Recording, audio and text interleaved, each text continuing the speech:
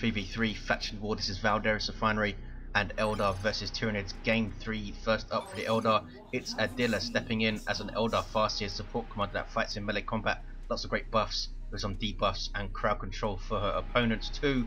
And alongside, double Warlocks this time. First up, Illethor.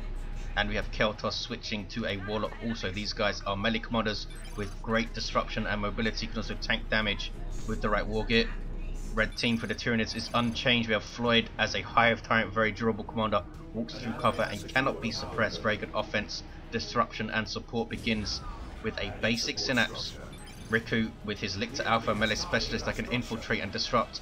Awesome offense with a little bit of support as well.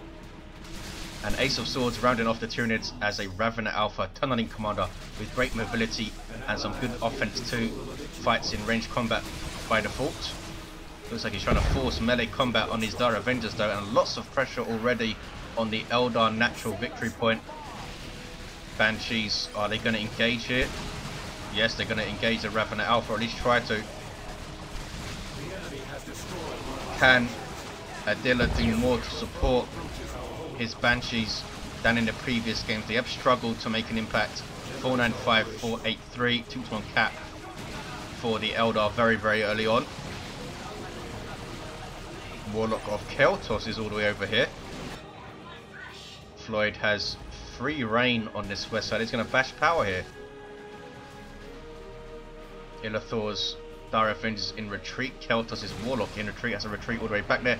And Hormagaunts chasing down his Dire Avengers as well. Shuriken on the way for Caeltos. Weapon team also on the way for Adila. And Illethor with some Rangers on the way. I've not seen those guys in this faction war yet, and I think they could be useful. Not as much for their sniping capability, though that will be useful against warriors and stuff, but their kinetic pulse, that disruption on demand from range will really help set up grenades, set up banshee runs, and just help to just halt the advance of warriors and Hormagaunts early on that just run over all your stuff. Or can do anyway. Here's a Shuriken cannon weapon team from Adila. This Hormagaunts going to be able to flank it. Banshee's in retreat path though. Is he going to lose them though? Is Ace going to lose them though? Grenade. Nope, didn't play it. Adila very good at his retreat grenades. Must have thought he wasn't in the right position to throw one there. So he saves it. Banshee's in retreat. Triple cap now for the Tyranids early on. Not a good sign. Here's a Guardian Weapon team for Caeltos. He takes back that power and now will probably transition to the middle once he caps this wreck point. No, he's transitioning to red team's natural, trying to put a bit of pressure on that, I think. 418, 459. Tyranids are still here. They're not moving.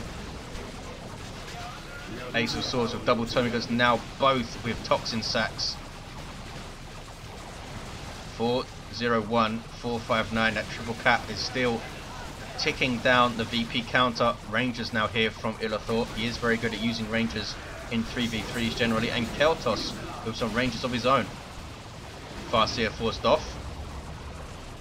Hormagaunts in amongst a bunch of Dire Avengers, but they might have bitten off more than they can chew here. Yeah, definitely going to be taken down, I think. Raveners coming in to flank. There's a grenade on retreat, beautifully done by Adila, I think. Yep, he's retreating. Dire Avengers, Raveners going to go down, are they? 15 hit points, 10 hit points, and they get away. Wow. And that Shuriken does not get away, mobbed by Hormagaunts with adrenal glands, and those things are dangerous. Do not underestimate Hormagaunts with adrenal glands in tier 1. They can rip stuff apart if they catch them in retreat. 323, 459. Still that triple cap. Caeltos trying to put pressure on Floyd's natural, but that charge from the Hive Tyrant is so painful versus Eldar. He's going to go down here though, surely. 50 hit points. Gets a very lucky special attack, which knocks away the Warlock. And the Warlock goes down, puts down an Immolator, and somehow the Hive Tyrant lives. 291, 459. Very, very lucky escape there. 2 lucky escapes for the Tyranid team in a row. Those Raveners getting away. And now that Hive Tyrant. And here comes the Hive node from the Ravener Alpha. Look how quickly he built that thing. Instantly built. Puts up the what is it called? Spore Cloud or something. Debuffs enemy range damage to allies in radius, and also slows down and slightly damages any enemy units that get close to it. The cloud doesn't actually affect the Hive node itself. It does often look like it, but that's because it has so much health and takes so little damage from piercing weapons in the first place. But we have tested it, and it does take still full damage when the spore cloud is up.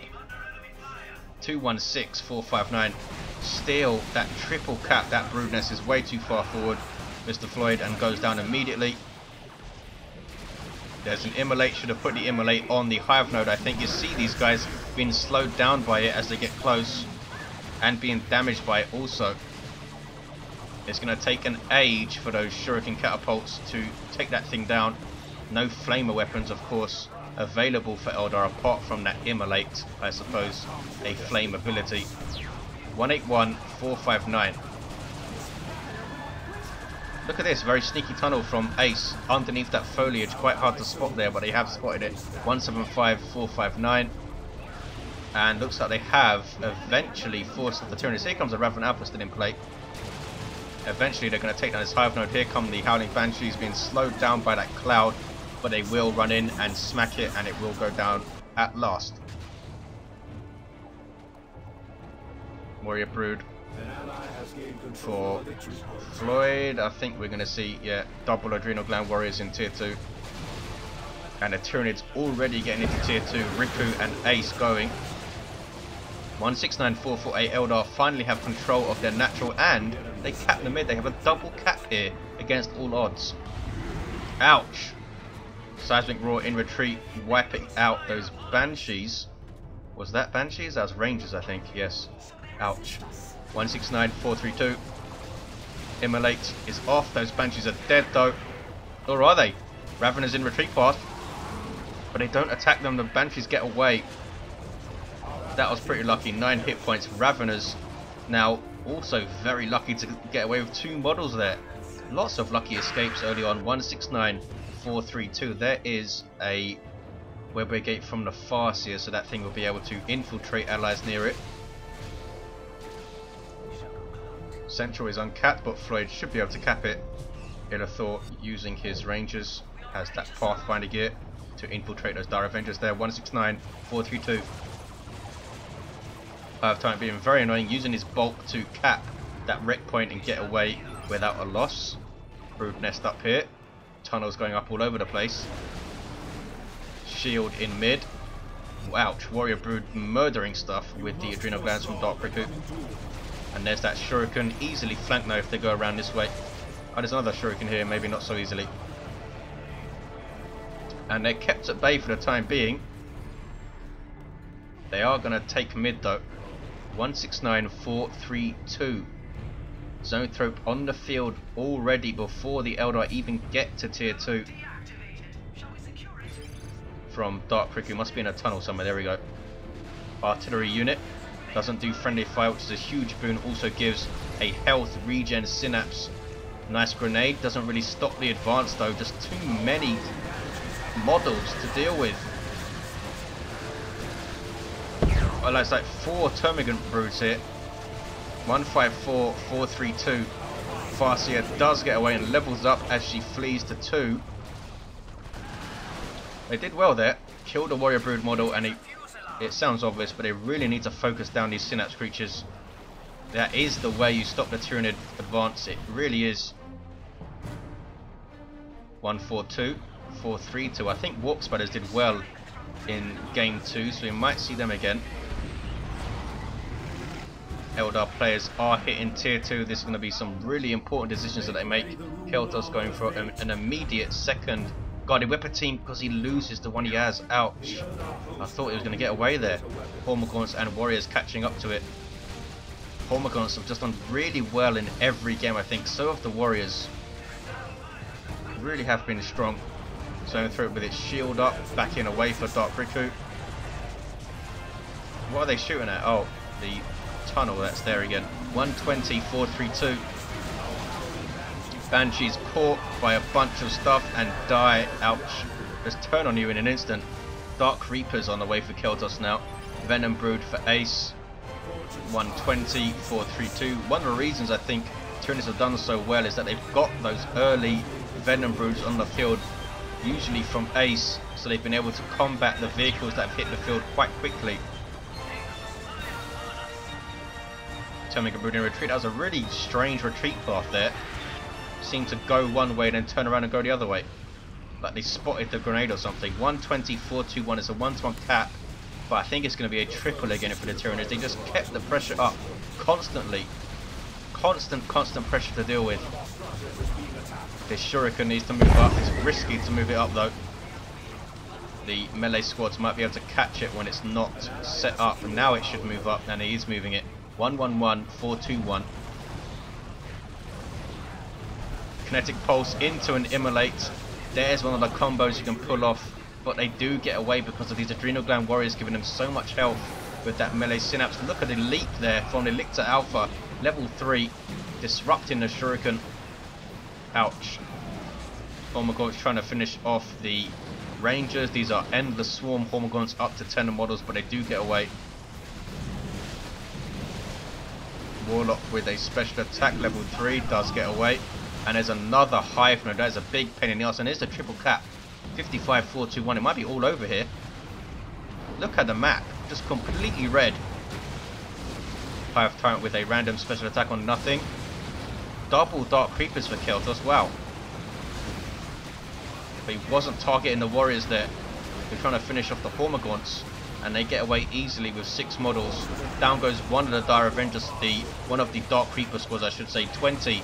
421, still a triple cap, and his Spore Mines, I think, being dropped in by Riku. Yeah, that is very spiteful, Mr. Riku.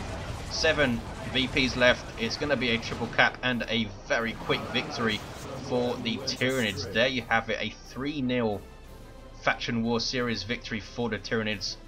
And let's call a spade. It was quite a dominant performance from the Tyranids in all 3 games, really. You, of course, should not judge balance on these faction wars, though many players seem to do that. This is more a case of individual players on the day performing against each other, rather than judging the balance of entire factions based on these 3 games solely. But before you do start complaining about it, remember this is a beta update, and Caeltos has already alluded to many changes on the way for Tyranids in the next update. Not just Tyranids getting changed, of course, but Tyranids are in line for some changes, so bear that in mind before you start going ballistic about Tyranids being overpowered, etc. They are very strong at the moment. Perhaps you could say overpowered, but they are getting changes. What would you have done if you were Eldar? What could they have done better? I don't think they played terribly. Just, I mean, perhaps a few misplays here and there, but that happens in every game. They were just overwhelmed completely. I think Hormagaunts and Termagants are just scaling really incredibly well right now. And I think that is one of the areas Caeltos is looking at for the next update, to try and adjust Tyranids into a better state a bit. Just look at the commanders at the end of the game. Farseer level 2 for Adila with Rune Armor and Gravity Blade on the way. Illithor's Warlock level 3 with the Immolator. Caeltos' Warlock level 2 with the Immolator. And the Hive Tyrant level 2 is such a pain in the arse for Eldar because of this charge. Extended Carapace with that Rending Talons combo as well. Seismic Roar is nasty. Level 3 Lictor, Alpha, Deadly Jump and Feeder Tendrils. And Raven Alpha for Ace of Swords had the Acid Splat at the end with Reinforced Chitin and Synapse Aura for damage. Thanks for watching, guys. Hope you enjoyed it, and I'll see you next time. And a big thanks to all the players who took part, of course.